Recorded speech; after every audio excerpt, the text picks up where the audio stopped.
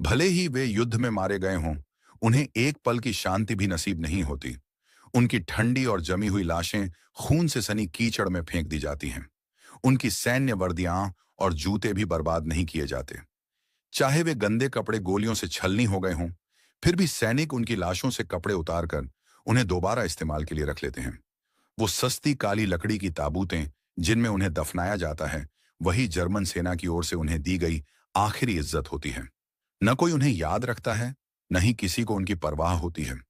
युद्ध भूमि की क्रूरता को केवल वही समझ सकता है जो जिंदा लौट कर आता है। मिंगजिंग को आपका समर्थन चाहिए। कृपया देखिए, वो खून से सने कपड़े बोरियों में भरकर ट्रेनों से पीछे के इलाकों में भेज दिए जाते हैं, जहां वर्दी की फैक्ट्रियों में मजदूर उन्हें प्याओ बाई से धोते हैं ताकि उनमें लगा सारा खून और गंदगी हट जाए।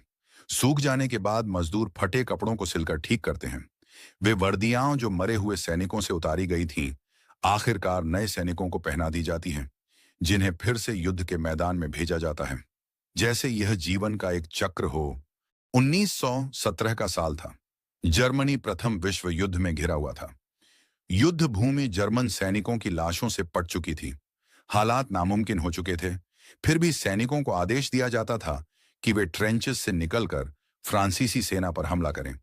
कुछ सैनिक तो ट्रेंचेस से बाहर निकलते ही मारे जाते।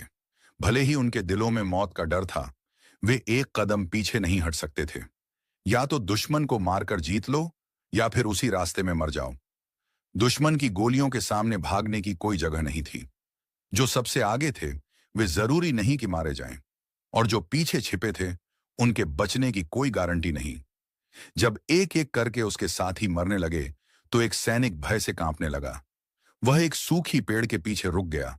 उसके सिर के ऊपर से गोलियां गुजर रही थीं। उसने बंदूक उठाई, लेकिन उससे गोली नहीं चली। साथी एक एक कर गिरते रहे, लेकिन वह उन मृत साथियों की ओर देखने की भी हिम्मत नहीं कर सका। उसकी बंदूक की गोलियां खत्म हो चुकी